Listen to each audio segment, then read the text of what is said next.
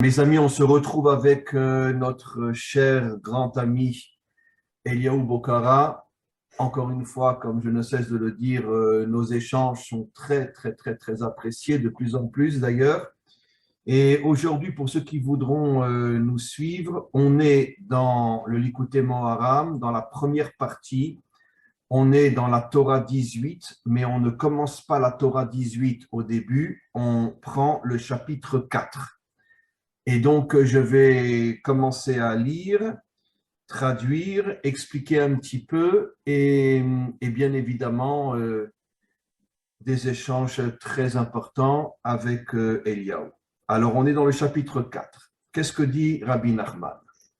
Veda she'aimuna i machzeket tamid bemalchut ve'anaga. Il explique que la force qui soutient la malchut et la anaga, je vais expliquer dans quelques instants ce qu'est la malchut, c'est la émouna. Shelo yikach ota zar she'en raouila. Il faut absolument empêcher le zar. Zar signifie dans le langage de Rabbi Nachman quelqu'un qui n'a aucun lien avec la émouna, qui n'a aucun lien avec Dieu. Si lui veut s'approprier la manigoute, la direction, il va devenir quelqu'un de très méchant qui va écraser les autres et qui va se comporter d'une manière odieuse, comme 100% de tous les politiciens aujourd'hui, et de tous les financiers, et de toutes les crapules qui dirigent ce monde. Alors, de quoi s'agit-il? La malchoute, évidemment, on traduit souvent par la royauté, mais ça n'a rien à voir dans le langage de la Torah. La malchoute, c'est notre vie sur terre, la manière dont on se comporte sur terre. Ça peut être aussi un véritable dirigeant. Mais chacun d'entre nous, c'est pas moi qui le dis, c'est Rabbi Shimon Bar Yochai, il dit Kol bnei Israël bnei melachim em. Dans chaque juif, il y a une étincelle de malchut. Ça veut dire comment tu vas vivre et agir dans ce monde. Comment tu vas te comporter dans ce monde, comment tu vas te diriger dans ce monde. Et comme ce monde est un monde qui est rempli d'épreuves, rempli de séductions, rempli de mensonges, ce n'est pas de moi, c'est ce que nos maîtres nous disent. Nos maîtres osent dire Alma, Haolamazé, Alma des Shikra, le monde dans lequel nous vivons est un monde de mensonges. Il n'y a pas de vérité, c'est-à-dire qu'elle est pas visible, la vérité. On vit dans un monde de mensonges. Donc, si un homme n'a pas la émouna, s'il n'a pas une connexion forte, profonde, authentique, véritable avec le maître du monde, c'est absolument impossible qu'il puisse trouver le chemin qui le mènera à réaliser des choses justes, bonnes, constructrices dans ce monde. Comment tu vois les choses, Eliaou?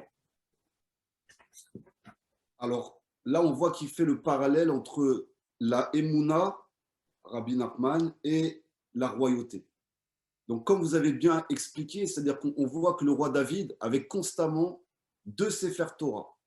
Un qui était chez lui, dans le Beth Amikdash, et un autre qui était constamment attaché à son avant-bras. Non, un qu'il prenait quand il sortait en guerre et un petit qu'il était constamment attaché sur son bras. Oui. Voilà, c'est ça. Donc, il devait constamment avoir donc la Emouna, c'est la connexion à Hachem dans toutes les décisions qu'il devait prendre. Et on voit bien que là, et d'ailleurs, c'est la seule malchoute, c'est la seule royauté. D'ailleurs, tous les psaumes ne parlent que des Mouna en vérité. Même si on ne le voit pas clairement dans les versets, l'essence des psaumes, des 150 psaumes, c'est la connexion avec Hachem. C'est que de ça. Mais on voit que même un dirigeant politique, parce que David était un dirigeant politique, mais à côté, il avait Shmuel Hanavi qui était avec lui. Il n'était jamais tout seul, donc il avait toujours quelqu'un pour lui dire attention, là tu vas commencer à déborder à gauche, tu vas commencer à déborder à droite, et en même temps, il avait le Sefer Torah toujours accroché pour savoir s'il servait ses propres intérêts ou s'il servait les intérêts du Créateur, s'il faisait la volonté du Créateur. Donc, on voit bien que sans sagesse, on ne peut pas diriger. Et le seul qui a dirigé et qui a mis 40 ans de paix dans le monde entier, c'est Shlomo Améler. C'est le seul homme qui a réussi à amener la paix sur le monde pendant 40 ans. Au point que tous les rois du monde venaient le visiter et venaient lui demander des conseils d'ailleurs. Et on voit que c'est grâce à la sagesse. Donc les seuls dirigeants sur qui on pourrait se fier ne peuvent être que des hommes qui sont liés à la émouna et à la sagesse. C'est d'ailleurs ce qu'il va dire après, il va parler de la sagesse après. Alors, mais juste une définition simple avant de continuer le texte. La émouna, encore une fois, ce n'est pas vraiment la sagesse. Il va en parler après, mais la sagesse, c'est ma propre compréhension d'un haut niveau, bien sûr, des choses. Tandis que la émouna, elle est au-dessus de ma compréhension. La émouna, c'est d'ailleurs, je voudrais revenir, Rabbi Shimon dit qu'il y a dans chaque homme authentique une étincelle de royauté, et nos maîtres nous disent qu'est-ce que c'est un roi, pas dans le sens Henri IV ou tous ces imbéciles, mais je parle qu'est-ce que c'est un roi dans le sens un homme authentique, c'est quelqu'un qui démolit tous les obstacles pour se frayer un chemin. Et c'est ça la émouna, parce qu'en vérité, quand tu es face à un obstacle, quand tu es face à une épreuve, quand tu tombes parce que tu as vécu des choses dures et difficiles, c'est pas évident de se relever. Donc, c'est quoi la émouna? C'est finalement, même si je ne le comprends pas, c'est cette confiance absolue que toutes les épreuves et toutes les difficultés, voire même les catastrophes que je traverse, ont pour but, même si je ne le comprends pas, ont pour but de m'élever et de faire de moi un homme authentique. C'est ça la émouna. C'est-à-dire que je ne perds pas ma confiance en Dieu malgré ce que je traverse. Et je ne m'éloigne pas, ça veut dire que je garde les mitzvot, je garde les commandements. Par exemple, il m'est arrivé une grosse épreuve, même si on a une baisse qui est normale, ce qui est humain, parce qu'on a des émotions dans un cœur, je reste attaché à Hachem et je ne lui en veux pas. Parce que je pense qu'il fait la plus grande déconnexion de l'homme, c'est quand, et ce qui est naturel, c'est normal, hein, chacun a ses épreuves, on peut en vouloir à Hachem qu'on ne comprend plus rien. Parce qu'on se dit que c'est lui le maître du monde, et si ça m'arrive, bah c'est de sa faute. Donc si on le voit comme un père qui met des punitions et qui se défoulerait sur sa création, on peut complètement s'éloigner et chuter. Mais si on comprend que derrière l'épreuve que je traverse, il y a soit une réparation, soit il veut me faire obtenir un niveau plus élevé de proximité, on reste attaché au Shabbat, on reste attaché au mitzvot, on reste attaché à tout parce qu'on sait que derrière, même si on n'y comprend rien, derrière, il y a quelque chose de lumineux, il y a une vérité. Et il faut garder le cap parce que le navire est en train de chavirer et il faut quand même réussir à garder le cap et continuer à avancer et comme vous l'avez dit, défoncer tous les murs. Et c'est la force d'un roi. Ben, tu sais, c'est comme... bon, je reprends toujours cet exemple malheureux, mais après la Shoah, la grande majorité des Juifs qui ont traversé la Shoah, soit carrément dans les camps, soit les enfants qui ont été cachés, etc., la grande majorité ont complètement abandonné Dieu. Mais d'un autre côté, encore une fois, je ne les juge pas, mais alors vraiment que je ne les juge pas, parce que celui qui a traversé la Shoah, je ne lui en veux pas du tout d'avoir tout abandonné. Mais d'un autre côté, Hachem nous a envoyé un signe absolument incroyable pour nous dire « J'étais avec vous, même si vous ne me comprenez pas. » C'est que 3 ans après, Israël renaît sur sa terre. Ça veut dire que Hachem nous envoie un signe de folie. C'est vrai que des millions d'hommes, de femmes et d'enfants sont morts, mais en espace de 3 ans, Israël renaît sur sa terre. C'est comme si Hachem voulait nous envoyer un signe pour nous dire « Je suis d'accord, vous ne me comprenez pas. Je suis d'accord, vous avez envie de me buter. D'accord, me casser la figure. Mais regardez, 3 ans après la Shoah, vous renaissez sur votre terre. Donc, vous voyez bien qu'il y a des choses que vous ne comprenez pas, mais je suis présent. Même, et un jour, vous comprendrez tout ce que j'ai fait. » Et aussi, c'est un réveil des dirigeants parce que vous voyez bien que les Allemands, ils étaient civilisés, ils avaient un code de loi, il y avait une élite allemande, des aristocrates. Et vous voyez bien que le système des humains, c'est-à-dire que c'est pour réveiller le peuple juif. Vous ne pouvez pas croire au système des humains, où il n'y a pas de connexion avec le Créateur. Vous voyez bien que les systèmes, au final, sont faits par intérêt personnel et les hommes de pouvoir deviennent des tyrans qui, au final, ne veulent qu'une chose, c'est vous presser comme des citrons pour récupérer votre énergie, votre argent et acquérir ce monde. Donc, c'est un réveil aussi du peuple d'Israël qui s'était assimilé partout chez les nations en pensant qu'il y avait le siècle des Lumières, ils pensaient qu'en s'assimilant, et ce qui est normal, il y avait des nouvelles évolutions et qui permettraient à l'homme d'être libre. Mais en fait, c'est un piège artificiel et la Shoah, malheureusement, a montré qu'est-ce qui se passait derrière cette démocratie? Parce qu'il a été élu démocratiquement, marchez mot, Hitler, il a été élu démocratiquement.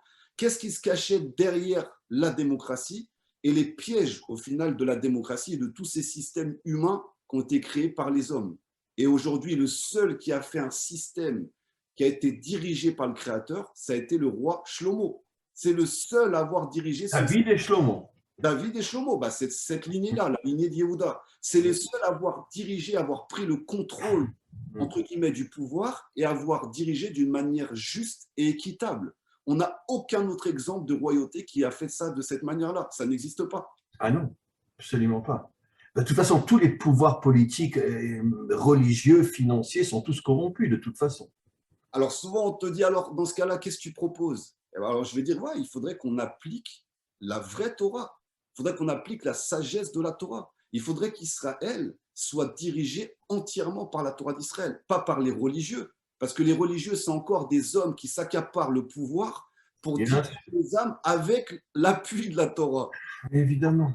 Donc il faut des hommes de sagesse qui ont la capacité et l'étoffe du roi David et l'étoffe du roi Salomon, qui ne dirigent pas le peuple pour eux-mêmes, ou Moshe Rabbeinu, mais qui dirigent le peuple par la volonté d'Hachem.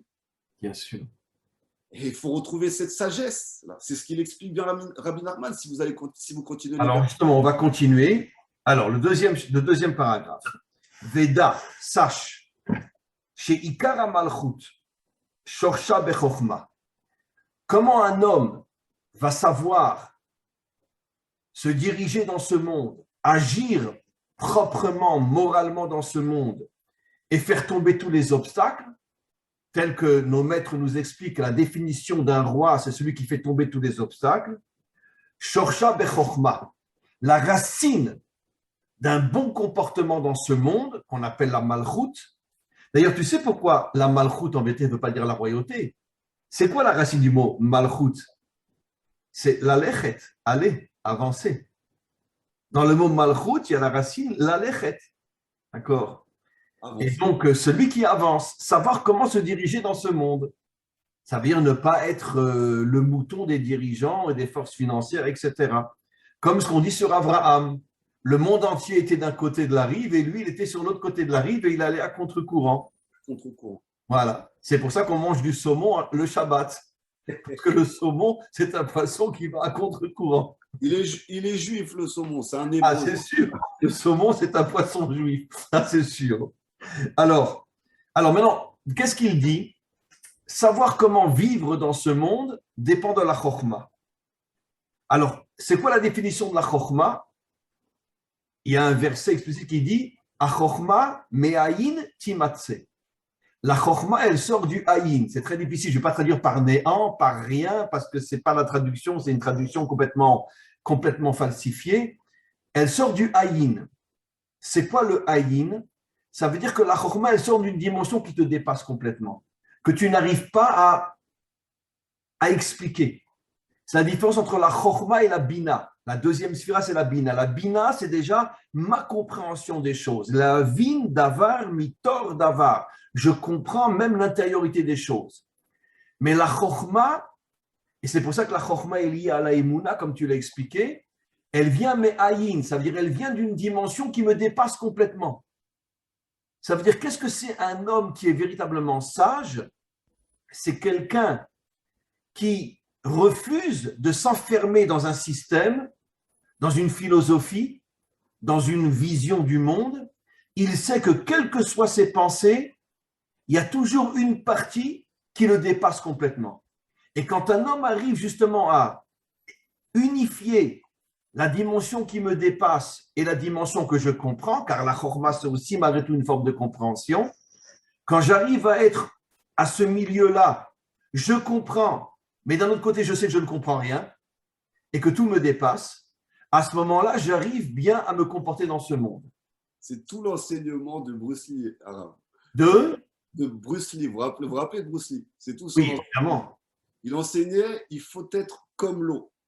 Il faut être comme l'eau, avoir la capacité de prendre toutes les formes. Vous voyez, si vous mettez l'eau dans un verre, elle prend la forme du verre. Si vous la mettez à travers des rochers, il faut avoir cette capacité-là pour être fluide et flexible et en même temps révolutionner, innover sans s'enfermer dans aucun concept. Donc c'est un peu, ça c'est la philosophie aussi des taoïstes, et c'est aussi une sagesse au final d'Abraham, qui était à contre-courant justement, et qui savait prendre toutes les formes, et avait la capacité de s'annuler devant Hachem, pour recevoir justement cette chorma qui venait d'Hachem. En s'annulant, on est capable de recevoir. Parce que si on est plein d'orgueil et plein d'ego, on ne peut rien recevoir, puisqu'on pense tout savoir. Le fait de s'annuler, ça permet de recevoir. Et le problème, c'est que les religions ont fait énormément de dégâts, mais aujourd'hui, les êtres humains veulent être libres. Mais il n'y a pas plus grande liberté que d'être proche du Créateur. La Torah, elle libère les esprits. Le vrai Créateur est infini et il nous libère. Il nous sort de toutes les limites de ce monde. Il nous libère. On le voit avec Pessah. Pessah, c'est la sortie d'Égypte. On est né, on est un peuple qui a révolutionné, qui s'est libéré de l'esclavage. Donc on est l'exemple pour tous les peuples de la libération de ce que c'est de sortir des systèmes tyranniques et de sortir des limites de ce monde. Donc si les gens veulent se libérer, il faut qu'ils aillent chercher dans la sagesse de la Torah. Il faut qu'ils se dirigent vers Israël, vers la bonne partie d'Israël, vers le vrai Israël. Parce que c'est le peuple qui va être capable, et on dit qu'on est dans toutes les révolutions, parce que si vous écoutez les théories du complot, toutes les révolutions ont été faites par les Juifs. Et dans tous les domaines, que ce soit les révolutions scientifiques ou les révolutions politiques. Tu sais que les trois termes de la Révolution française, liberté, fraternité, égalité, ça correspond aux trois fêtes. Liberté, la fête de Pessah, fraternité, la fête de Shavuot, égalité, la fête de Sukkot, comme l'expliquent nos maîtres. Alors c'est ça, c'est l'essence. C'est-à-dire qu'aujourd'hui, l'humanité cherche un système. L'humanité cherche le communisme, le fascisme, la démocratie. On a fait tous les systèmes, on a fait le tour, le capitalisme, on a tout fait. Ça ne marche pas. Il y a une Torah qui est là. Il y a une Torah qui est ici. Il y a une Torah qui va rendre les êtres humains libres. Si on prenait ce code de loi et si on commençait à regarder dedans, on aurait peut-être une ouverture sur quel type de vie et d'humanité on pourrait avoir. Alors, ce qui veut dire que dans notre monde moderne, c'est quoi l'esclavage? Puisqu'on continue à essayer de sortir de cet esclavage. Ce n'est pas uniquement je suis sur un chantier, je reçois des coups de fouet. C'est-à-dire je m'enferme dans un système et j'en bouge pas. Je suis de droite, je suis de gauche, je suis communiste, je suis capitaliste. Et dans le monde religieux, toutes les sectes qu'il y a dans le monde religieux, et chacun s'enferme dans sa secte et il n'en sort plus. C'est ça l'esclavage finalement. C'est un esclavage de la pensée. Et aujourd'hui, si vous voyez l'État, c'est pour ça que je sais que vous allez continuer après Araf sur le texte, mais si vous voyez l'État, ce qui se passe en France ou même dans d'autres pays, c'est-à-dire que c'est une dictature, vous l'avez très bien expliqué, la dictature sanitaire. Et j'ai écouté il n'y a pas longtemps justement une psychologue qui parlait à la radio, elle disait des choses très intelligentes. Elle disait, ce qu'ils sont en train de faire, c'est comme des parents toxiques avec des enfants. C'est-à-dire c'est pour votre bien. On te met des claques, on te maltraite. Ils se foutent de nous. On te maltraite, mais c'est pour ton bien. C'est pour éviter que tu attrapes un virus. C'est complètement... Et c'est eux qui les font, les virus et les variants. C'est eux qui les construisent dans les laboratoires. Et vous savez que le taux de suicide, il a multiplié. Les psychologues sont débordés. Les gens deviennent fous. Et c'est ça la plus grande catastrophe. C'est la folie sur l'humanité qui est en train de s'emparer. Les adolescents sont isolés complètement. Ils deviennent fous. Il y a des suicides parmi les adolescents. Parce qu'on est face à une société, à un système qui a pris le rôle des parents et qui va forcer les parents à faire vacciner leurs enfants. Donc c'est-à-dire qu'en Israël, ils commencent à vacciner des enfants de 4-5 ans maintenant. Hein. 4-5 ans, et ils forcent. Et si tu ne le fais pas, tu es un hors-la-loi. Les enfants à l'école, entre eux, il y a les vaccinés et les non-vaccinés. Ça crée des clans, mais c'est très grave ce qu'ils font. Ils sont en train de faire quelque chose de très, très grave. Et ils utilisent ça au nom de c'est pour votre bien. C'est ça le pire dans l'histoire. C'est quand c'est un oppresseur qu'on sait qui veut nous faire la guerre. Mais là, c'est pour le bien des gens. C'est pour ça que nos maîtres disent que le premier vrai et plus dangereux dictateur de l'histoire biblique, c'était Nimrod. Et Rachid dit c'était un démagogue qui est arrivé à convaincre toute l'humanité qu'il voulait leur bien. C'est-à-dire c'est la racine de la démocratie. Bah, c'est la racine du serpent. C'est ça le serpent. C'est pour ton bien. Mange de ce fruit. C'est parce qu'il ne veut pas que vous soyez comme lui. C'est que de la séduction. Et c'est le pire. C'est le pire de tomber là-dedans. Parce qu'au moins, quelqu'un qui en veut à ta vie, tu sais qu'il faut te défendre. Mais quelqu'un qui vient comme ton ami et qui est très proche et qui te fait la morsure du serpent, c'est le pire, parce qu'il est très proche de toi, il peut te faire très mal. Bien sûr. Je sais, voilà, si vous pouvez continuer On le va texte, continuer. magnifique. Alors, donc on a expliqué ce que c'est la chokhma, c'est l'équilibre entre tout me dépasse et je ne comprends qu'une partie. Et ça renforce mon comportement dans ce monde parce que je refuse de m'enfermer dans un système. C'est ça la chokhma. Je ne suis pas dans un système. Exactement. Je refuse de m'enfermer dans un système. Bishvil kedelida ech le'anig velimlor. La chokhma te permet de savoir comment te comporter comme un roi dans ce monde. Et encore une fois, la définition du roi, ça veut dire quelqu'un qui, d'une certaine manière, devient un modèle pour les autres et suivi par les autres. Je ne parle pas du roi dans le sens Henri IV, mais quelqu'un qui devient un modèle pour les autres, quelqu'un que les gens reconnaissent comme quelqu'un qu'il faut suivre, parce qu'ils sentent chez lui une force particulière, quelqu'un qui fait tomber tous les obstacles, qui ne s'écroule jamais au moment d'une épreuve. Et ça, c'est grâce à la chokhma. La reine, yesh lechol melech chachamim veyoatzim. Maintenant, il rajoute que quelqu'un qui veut se comporter comme un roi dans ce monde, roi selon, encore une fois, l'explication de la Torah, il a besoin d'être entouré de conseillers. C'est-à-dire, parce que pour que sa démarche dans ce monde puisse tenir et que sa manière d'agir dans le monde puisse tenir, il a besoin de yoatzim, il a besoin de conseillers. En vérité, le plus grand conseiller, c'est la Torah, en vérité. Et tu sais qu'il y a un verset qui dit que la Torah s'appelle yoetz, la Torah s'appelle conseiller. Et comme il est dit, pour qu'il y ait un roi, il faut que ce soit autour de lui la tête du peuple. C'est quoi la tête du peuple? Aïnou, Aliédé Rachéam, c'est qui la tête du peuple? C'est ceux qui ont une sagesse, Mochin ve'achokma, ceux qui sont arrivés à avoir la véritable sagesse, c'est-à-dire l'équilibre entre je comprends et je ne comprends pas. Aliadam tichon bechinat malchut, c'est ce qui permet de construire la malchut dans ce monde.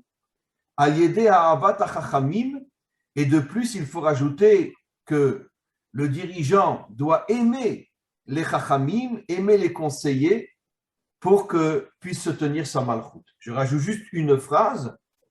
Donc, évidemment, aujourd'hui, il n'y a pas de malchut dans le monde, puisque tous les systèmes politiques, religieux, financiers sont enfermés dans leur secte, dans leur vision du chose. Je suis de droite, je suis de gauche, je suis socialiste, je suis communiste, je suis capitaliste.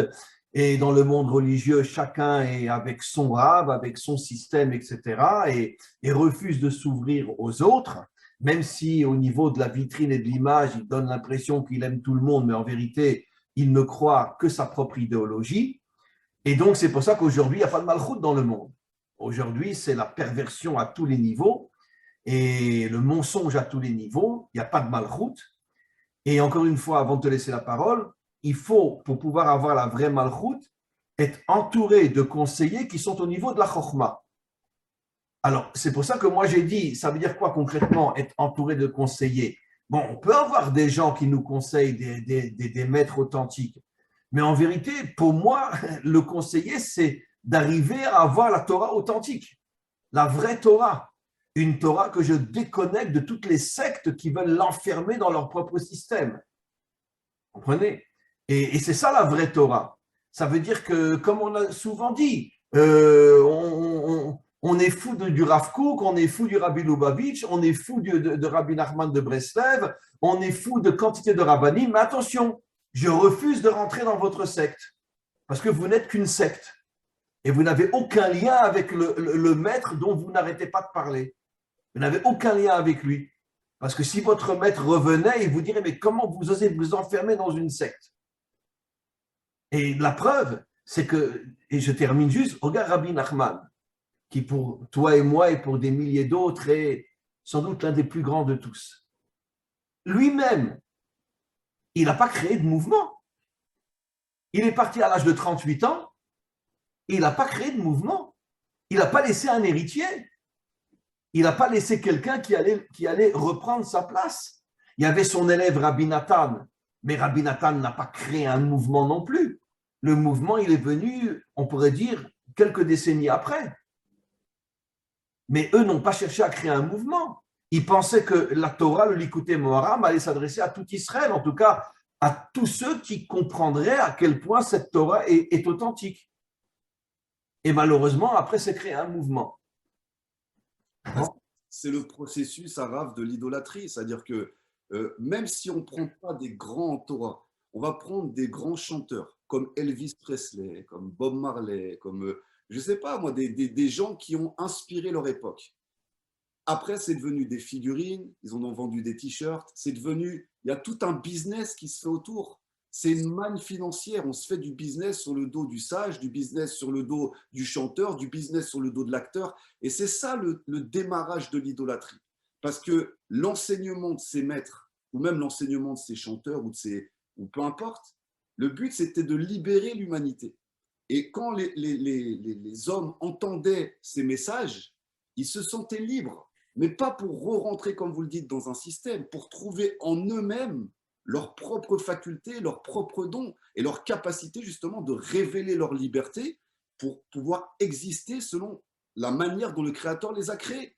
C'est ce qui aurait dû être. Mais on a été programmé pour à chaque fois rentrer dans un système pyramidal et à chaque fois avoir une tête de gondole qui va diriger le peuple, qui va diriger les nations, qui va diriger... On a été programmé. Et même le Mashiach, ça ne va pas être un sauveur externe. Je reviens souvent là-dessus. Les gens sont en attente du sauveur externe. Le Mashiach va venir sur un tapis volant et il va tous nous sauver avec son t-shirt de Superman, avec sa cape. Mais ça, c'est un mensonge complet. Ah, s'il vient avec un t-shirt de Superman, moi, je lui fous mon poing dans la figure. Hein. Ben Je lui oui, dis, pas de faire voir, on ne veut pas de toi. on est d'accord. Il va juste révéler à chacun, toi, t'es magique, toi, t'es magique, toi, t'es magique, toi aussi. Et tous ensemble, vous avez des facultés extraordinaires, mais vous les avez laissés enfermés à l'intérieur de vous-même. Ce qui fait qu'on est tous en prison à cause de vous. Et moi aussi, je suis en prison. Donc il faut que vous vous libériez pour que le monde puisse se libérer. Et chacun doit être ce qu'il doit être. Ce que tu dis, je le reprends, Léo, parce que c'est fabuleux. C'est ça la différence entre un vrai dirigeant et toutes les crapules qui, depuis des millénaires, nous dirigent à tous les niveaux, politiques, religieux, etc. C'est qu'un vrai dirigeant, il est là pour aider les autres à se libérer et à devenir des hommes authentiques. Bien sûr. Voilà. C'est-à-dire, je vais tout faire pour que tu retrouves ta force. Et à la rigueur, tu n'auras pas besoin de moi, parce que tu seras indépendant. Dans le bien, bien sûr, mais tu n'auras pas besoin de moi. Exactement. Et c'est là que ça vrille. Et c'est là la faute des explorateurs. Les explorateurs ont vu que les Hébreux allaient devenir indépendants en Israël. Ils n'ont pas voulu perdre le pouvoir. Ils se sont accrochés au pouvoir. Comme Bibi s'est accroché au pouvoir. Comme tous les hommes d'État, ils s'accrochent au pouvoir. Ils ne veulent pas lâcher. Parce qu'ils veulent garder le pouvoir, le contrôle sur les êtres humains. Et c'est là la différence des vrais Mélachim, des vrais rois, parce qu'il n'y en aura pas qu'un seul un roi. On est tous considérés comme les fils du roi des rois.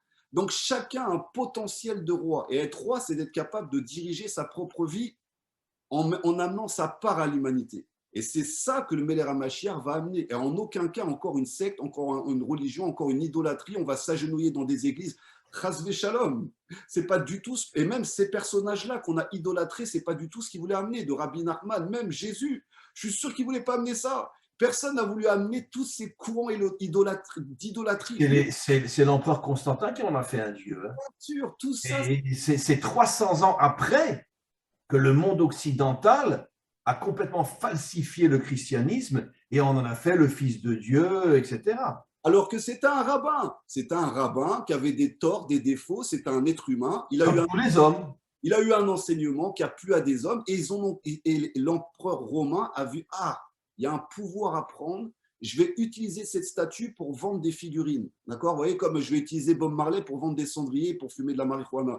Bref, je vais utiliser son image pour me faire un gros business et en plus manipuler les âmes derrière. Et ça, c'est tout le temps, à toutes les générations, à chaque fois, il y a des hommes qui veulent libérer l'humanité et il y a des hommes qui veulent enfermer l'humanité. Et c'est le combat entre ces hommes-là qu'on assiste. Et là, on est au début de cette grande guerre. Donc, à chacun de savoir de quel côté vous voulez être. Est-ce que vous voulez être resté des esclaves ou est-ce que vous voulez vous libérer? Et pour vous libérer, il va falloir vous suivre vous-même, votre potentiel à vous, et vous diriger vers la Torah du Créateur qui est universelle et qui parle à la création tout entière. Bien sûr. Du grain de sable jusqu'à la planète la plus éloignée de l'univers. C'est lui qui dirige tout ça. D'ailleurs, l'une des missions fondamentales du Mashiach, ça sera de reconstruire les 70 nations. Ça veut dire de redonner au peuple leur véritable identité.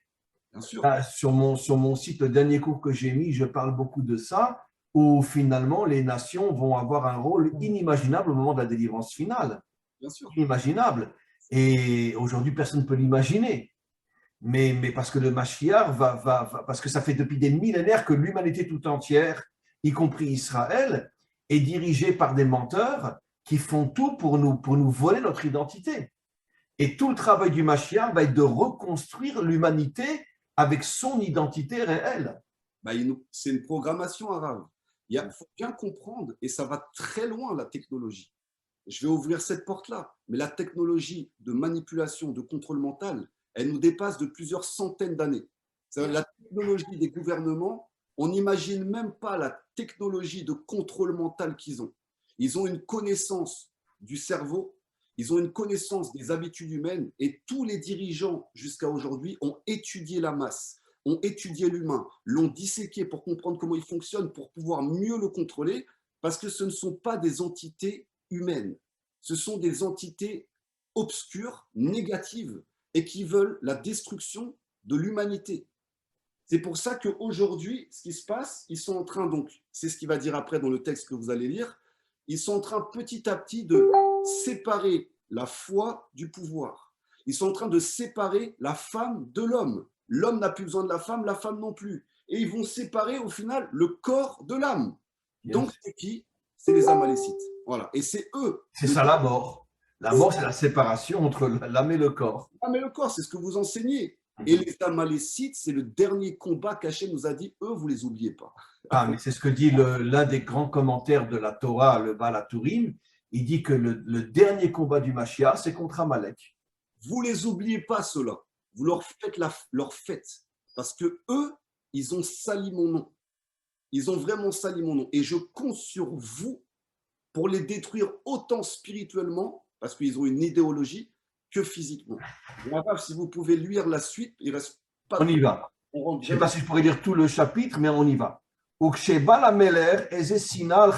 Maintenant, quand il y a un dirigeant qui, lui, haït les chachamim, ça veut dire qu'il ne supporte pas ceux qui reconnaissent qu'on ne peut pas tout savoir et tout comprendre, qu'il y a une dimension qui nous dépasse complètement. Et comme un faux roi, un faux dirigeant, il veut avoir la main mise sur le monde entier, donc il est forcément obligé d'émettre une idéologie qui va enfermer tout le monde dans sa prison mentale. Donc, tous les dirigeants jusqu'à aujourd'hui ont une haine farouche contre le vrai chacham, contre le vrai sage, qui arrive à trouver l'équilibre entre je ne comprends rien et je comprends un petit peu.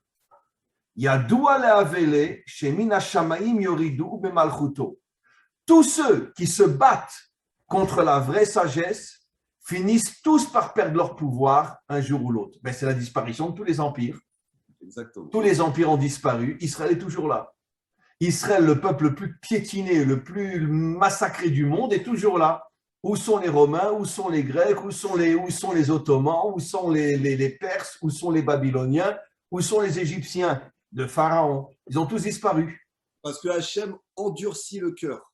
En fait, il voile les yeux des dirigeants. Au bout d'un moment, ils sont tellement dans leur quête de pouvoir et d'orgueil qu'ils n'ont plus de sagesse. Et comme ils se sont détachés des sages, ils n'ont plus aucune chorma.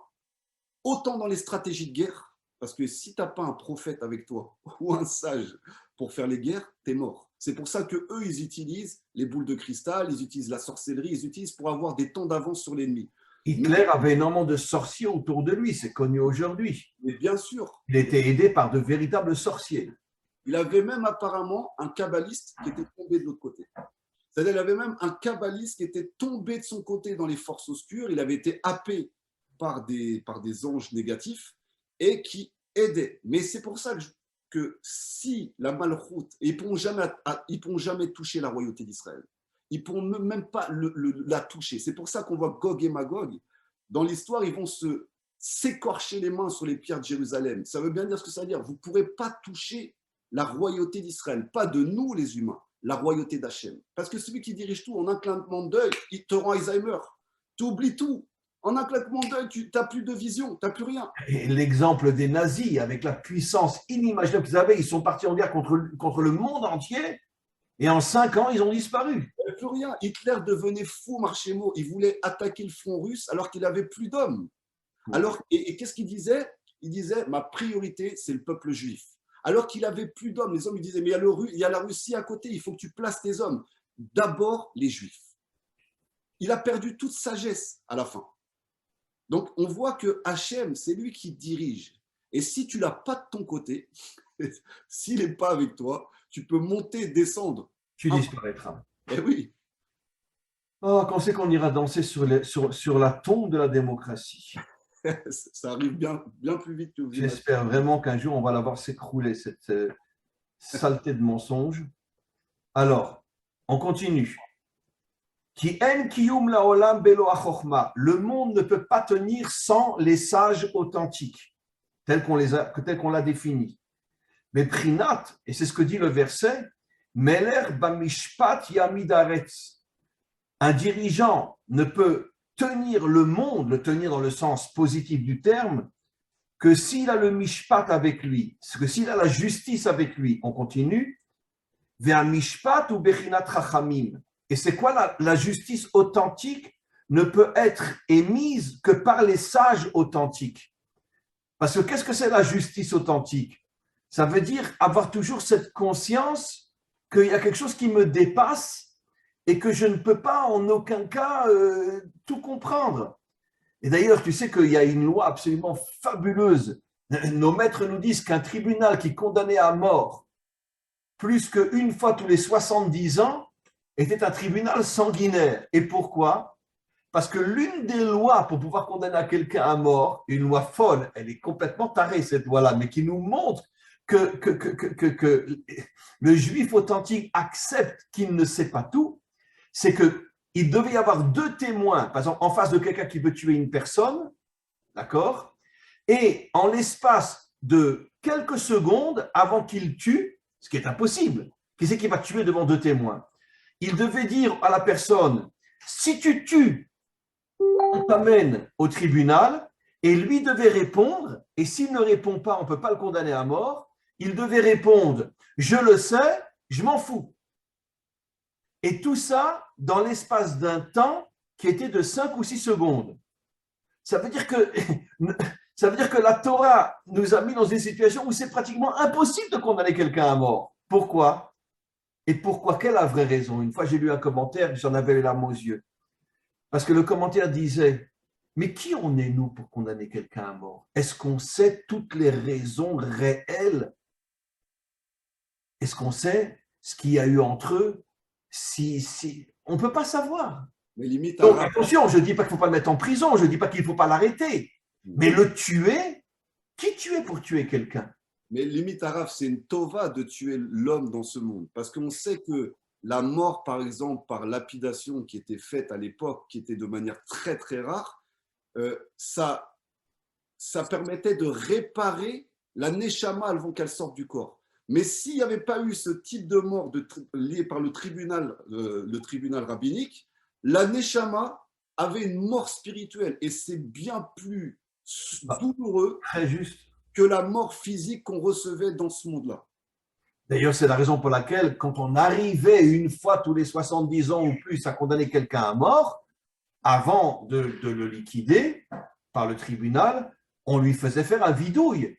Ça veut dire on lui demandait de demander pardon à Hachem et on lui disait, sache que en demandant pardon à Hachem, ton âme va monter très très haut. Maintenant, c'est un assassin. Exactement ce que tu as dit. Ça veut dire que son âme montait très très haut. Il pouvait précisément. Arav, si vous pouvez finir les 2 petits paragraphes, parce que là, on rentre dans le sujet total, Arav. Si on a le temps, c'est magnifique. Alors, je peux encore 10 minutes, Eliaou. Parfait. Alors, Ve'a mishpat ou bechinat chachamim, comme on a vu, la véritable justice ne peut être émise que par les vrais sages. Comme il est dit, Im et mishpatai tig'al nafshechem. Comme il y a un verset qui nous dit qu'en vérité, que tous les dirigeants sont écœurés par la justice, la vraie justice. Pourquoi? Parce qu'ils veulent prendre la justice à leur propre compte. On vient de sortir là récemment dans les journaux, enfin surtout en Israël, mais c'est un Iranien qui a dit ça, que depuis le début de l'année, ils ont tué plus de 300 personnes en Iran, condamnées à mort, dont énormément de femmes et des enfants. Ils ont assassiné des enfants. Ça veut dire que, bon, aujourd'hui en France, il n'y a plus de guillotine. Mais tu penses que la prison, c'est mieux? La prison, c'est mieux que la guillotine? Je pense que la guillotine, c'est mieux que la prison. Passer 20 ans dans une prison aujourd'hui, c'est le pire des cauchemars. Donc finalement, il n'y a plus de peine de mort dans les pays européens, mais la prison, elle est pire que tout. Donc ça veut dire que de toute façon, on massacre les gens d'une manière ou d'une autre. On s'approprie la fausse justice et on ne veut pas de la vraie justice, comme dit le verset. On est écœuré par la vraie justice. Vedarshu, comme nos maîtres enseignent, qui c'est qui refuse la vraie justice, qui c'est qui est écœuré par la vraie justice? Celui qui haït la sagesse. Nimsa, et donc on comprend, celui qui n'a pas la vraie emuna, parce qu'il se comporte comme un idolâtre,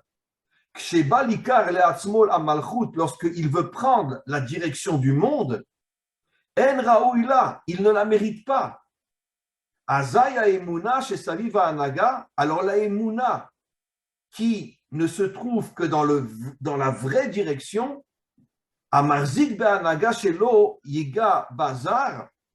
pour l'empêcher de continuer ce méchant à prendre la direction du monde,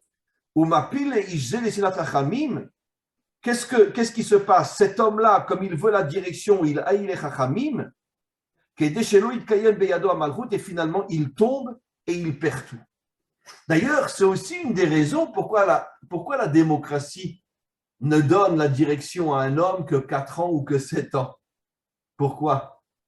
Parce que je pense que la démocratie a dû comprendre dans son subconscient qu'une crapule ne pourrait pas régner à vie, c'est impossible. Donc on lui donne 4 ans, on lui donne 7 ans. Bon, il peut se faire réélire à la rue une deuxième fois, mais pas plus. Mais c'est ce qu'ils expliquent justement dans le texte, juste après. Il explique que on ne peut pas garder la malchoute trop longtemps. Et ils expliquent le seul moyen de la garder plus longtemps, c'est de séparer la foi du pouvoir. Et il dit le premier, donc à l'époque de Rabbi Nachman qui l'a fait, c'est Napoléon. Napoléon a été le premier à détacher vraiment la foi du pouvoir. Et donc, il a donné l'argent pour les cultes religieux, donc restez dans vos synagogues, dans vos églises, dans vos mosquées. Mais le pouvoir... C'est lui qui a créé le consistoire, la plus grande cochonnerie du monde. Exactement. C'est exactement ça. Et on dit que Napoléon, c'était un chède. Il faut bien savoir une chose, c'est que, je l'avais déjà dit, je l'avais lu dans le Zohar, qui expliquait que l'un des enfants de Eliélité, la femme démon, est la France. C'est un de ses enfantements, la France. On voit bien que la France, il y a des très bons côtés, il y a le côté révolutionnaire de la France, mais il y a aussi un très mauvais côté qui enferme. Et là, on est dans un système... C'est toujours le même principe, Aliou. Là où il y a un potentiel de bien énorme, il y a un potentiel de mal énorme. C'est pour ça que la France a ces deux aspects, parce qu'il y a un potentiel de bien énorme. Comme disait d'ailleurs le Rabbi de Lubavitch que la délivrance viendra de France, il a osé dire une chose pareille. Et bon, personne ne comprend ce que ça veut dire, mais en tout cas, il l'a quand même dit. Et le prophète Obadiah l'a dit des millénaires avant lui. Quand les Français reviendront en Eretz Israël, Hachem retrouvera la royauté. Amen. Donc il y a un potentiel de folie dans la France, mais c'est pour ça qu'il y a des forces négatives aussi folles que ce potentiel-là. Et c'est ce qu'on voit, c'est-à-dire que Napoléon a compris que pour garder le pouvoir, il fallait dégager la foi du pouvoir. Et donc c'est devenu la France le plus grand système assimilatoire du monde entier.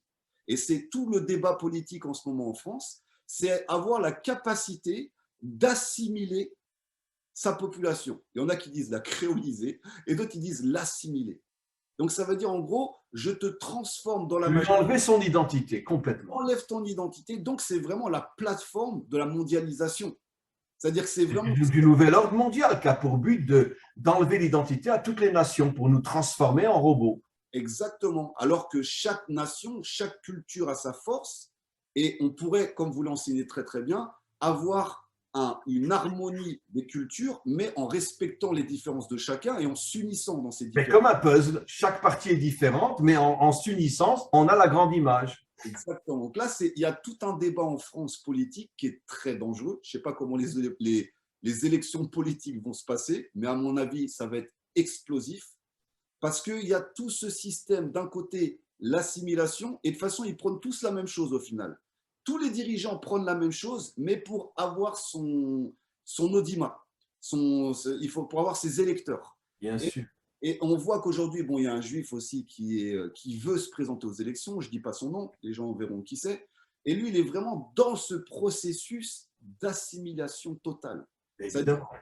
Et rappelez-vous, Arav, vous vous rappelez l'histoire, comment les Hébreux ont-ils survécu en Égypte? Ils ont gardé leur nom, ils ont gardé leur langue, et ça a permis à quoi? Ça leur a permis, ils ont gardé leur culture, et ça leur a permis de sortir d'Égypte. Donc, même ce qu'on reproche au… D'ailleurs, c'est intéressant, excuse-moi de te couper la parole, mais quand tu regardes le monde galoutique, excuse-moi de te couper la parole, Elio, parce que tu dis des choses tellement extraordinaires, mais parce que si j'ai rebondi tout de suite, on s'appelle ou Ashkenaz, qui fait allusion à l'Allemagne, ou Sfarad, qui fait allusion à l'Espagne. C'est-à-dire les deux pays qui nous ont le plus massacrés.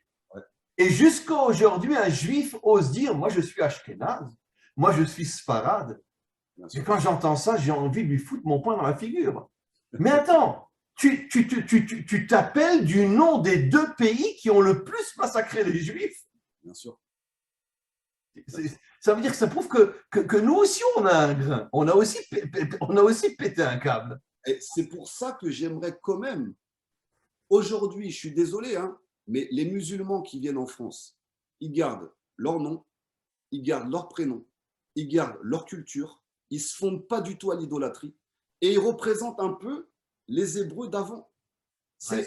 On dit toujours du mal des musulmans, mais sur ce côté-là, je suis 100% d'accord avec toi. De ne pas s'assimiler et de rester tels qu'ils sont.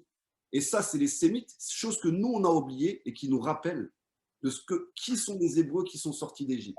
On peut précisément apprendre des musulmans comment on devrait se comporter en exil.